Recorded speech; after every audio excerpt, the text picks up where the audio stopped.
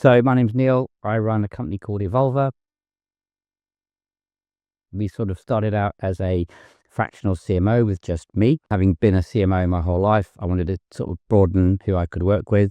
Then I went into fractional. The agency's evolved over the past 5 years to have a design side, so creativity, building of things, websites, creative content assets, etc. Because I wanted to not just tell people what to do strategically, but I wanted to be able to actually do it for them, which I felt was a gap. So that spun up the agency side of the business, which is kind of the fun stuff, right? That's what I really enjoy, building stuff. And then more recently, over the past sort of 2 years, been doubling down on the A word, AI, and most recently been looking at how to leverage AI in the whole go-to-market process, from research to strategy creation, obviously content creation, and then all the way through the sales process as well. And sort of what I'm focusing on at the minute is, I call it giving sales teams like an Iron Man suit. How do you empower them to do their best work, do the things that humans are really good at, and not be spending, half their life researching or typing up notes, more human relationships. So getting AI to do what it's good at and getting people to do what they're good at. So, yeah.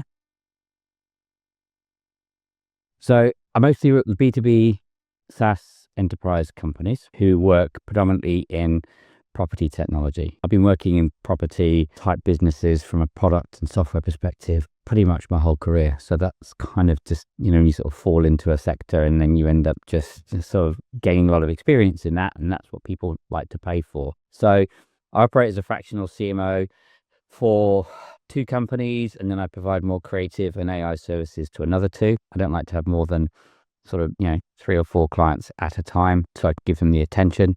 And yeah, I'll work on anything from being fractional CMO right through to a full-blown service, which I offer for one particular client who has 6 brands. So they're an IoT company working on infrastructure, and they do everything from selling the product right through to full-blown end-to-end solutions where they provide a managed service to save pubs, millions in their energy by turning things on and off. So really interesting sector, growing sector, always struggling with telling a story that's simple, understanding the value proposition.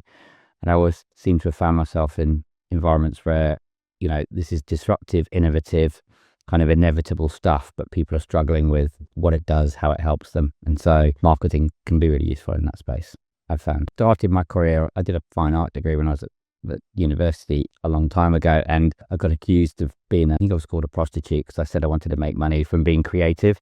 And I said, no, I just don't want to have to cut my ear off and die before I make any money. So I just always enjoyed doing creative, original stuff and making money from it, right? And so for part of my career, I did the creative fun stuff. Then I became a CMO, then into product and also CTO, and then running businesses as well. And so I got to see kind of end to end the various things. And running a business, you get to understand why a lot of CEOs and C-suite kind of look at marketing, marketing don't get the business. So that was helpful, to really understand the business from the customer, from the supplier perspective, the whole chain, which is why I think it's been successful for me in this sector, because I have been on many different sides of the table. And so you can put yourself in their position, but also realize that at the end of the day, marketing's here to fill the pipeline. And now more than ever, trying to do it effectively, quickly, cut through the noise. And that's why having the right balance of technology and people is really important.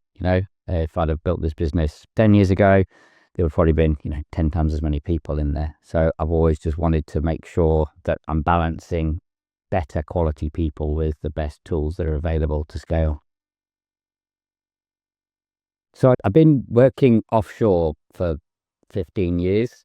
First went to India back in 2005, 7. And it was a really good experience. I found the people really positive. I found the work ethic really positive, and was always surprised how much more enthused and committed people were in certain countries than here, right, in England. And also worked in China and other countries, and the same kind of mindset. So and that was when I was working in other businesses. And so I'd always wanted to get back to that position where I could have reliable outsourced people. But the challenge is always, do you trust them? I've had some instances where I've got burnt, where, people have disappeared, and you've set up an office for 10 people, and then you wake up the next day and they've all gone and taken all the computers. So I've had a couple of horror stories like that. And I've also used a bunch of services where you kind of pay your £500 a month, £1,000 a month, and you get as all you can eat, a particular thing.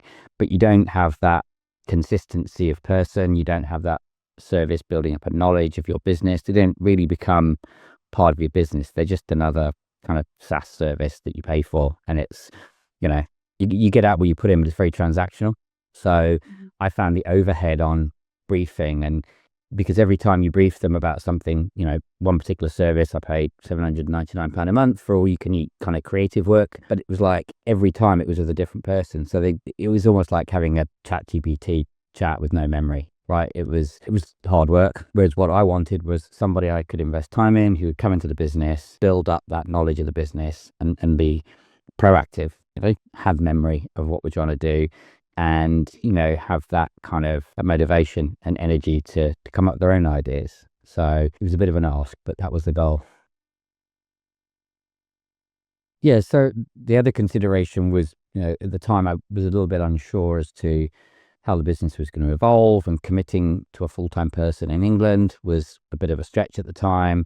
And so it was good to have the flexibility that you guys offered in terms of the term. And, some companies lock you into a year-long contract, which, you sort of think, well, that's not really helpful. I may as well go and employ someone. So it was that flexibility, I think, that was good. And I was I suppose I was looking for someone who could do everything, which is never easy, right? But in my head, it was taking that first person into the business who could eventually almost become, an outsourced manager, a head of other people, right? And so someone who had a broader range of understanding. They didn't have to be great at everything, but knew the various disciplines in marketing. There's just so many different areas of marketing, right? And getting someone who understands SEO and ads and search and web design and creative design, and it's really difficult. You get people who understand a piece of it, but not anyone who's got the full picture, which is effectively a marketing director or a CMO who should be able to do that, right? So trying to find someone with that knowledge, and then trying to find somebody who, had more of a willingness and, an ability to learn. And because my hypothesis was things would change, I didn't want to hire a bunch of people seeing how AI was evolving. So I thought, well, if I can get someone who's got a great understanding, got the right attitude, willing to learn, interested in trying a bunch of new tools. I mean, I try new tools all the time. Some people get fatigued with it. So I wanted someone who really would get excited about that, share my passion for it, and not be like, oh my God, not another tool. I don't know what he's on about. So having that person who felt the same way about AI, technology, those kind of things. And you did find her, superwoman. Trust, I think, just like, did you get what could you understand the brief?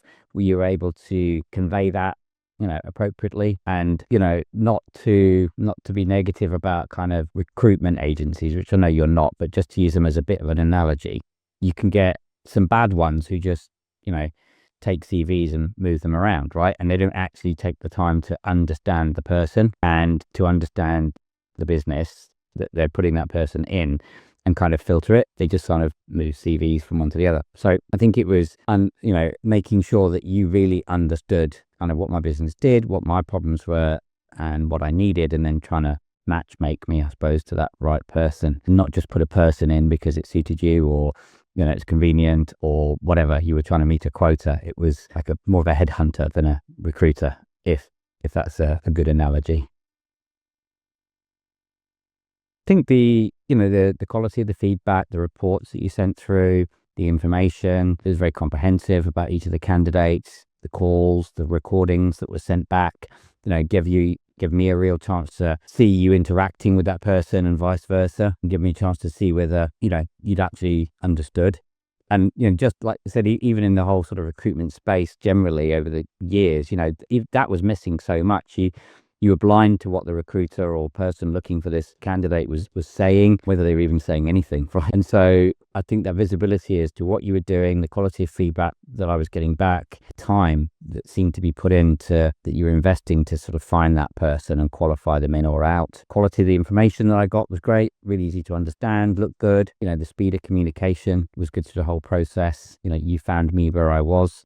WhatsApp generally. And I think patience as well. I didn't feel like, I had to take the candidate, and you didn't make me feel like, well, we've done our bit. we've done our work, and so take it or leave it. It was kind of, I didn't feel sort of pressure sailed into taking someone just because you'd spend some time. If it wasn't right, it wasn't right, and that was helpful, much appreciated. It allowed me to get some more sleep. I'd kind of go to bed not having completed everything I needed and wake up thinking I've got so much to do. And so having that, it was almost like, like with that sort of felt like I was holding my breath a bit, and I could just breathe, knowing I had someone who kind of had my back, knowing that this person was communicating back and forth with me and keeping me up to date, which was really important. I've had instances before where it's kind of a black hole. You send a task off and like nothing comes back, and it's like, hello. And so having that constant communication made me feel confident that things were being progressed. The speed of things was a real unlock to be able to, everyone's got too many things to do, and to be able to pass things over, trust that it's going to get done, know when it's going to get done, and it get done really quickly. In some cases, quicker than I could do it in some cases. And I don't say that often. So, the speed was probably the thing that impressed me. And so, it enabled me to scale, get new clients, enabled me to feel more confident in offering additional services, and that I could focus more on the strategic stuff, the creative direction, and, thinking ahead, what are the new services that we want to bring into the business, the AI tools, etc., and give me the freedom to do that whilst, other members of the team can go and do some of the more operational stuff, Yes. Yeah. I think AI has been a massive unlock, which I think everyone knows that to be true. And having a team that gets it, embraces it, doesn't think that it's going to take their job, but actually understands it's going to help them do their job better. So JB, who I work with, she understands that I'm not trying to automate her out of the business. I'm actually trying to give her tools to do more work better, quicker, easier. And in reality, she's almost the manager of not just physical people, but manager of AI agents doing things. So, which is what you need, humans in the loop. The AI is great, but it's not good enough to be left on its own for everything. And so giving it direction at the beginning, checking its work, and, being able to then use that work within what you're doing, be it creative, production, scheduling, researching, all those things, has been a real unlock for JB. It really helped her, I think.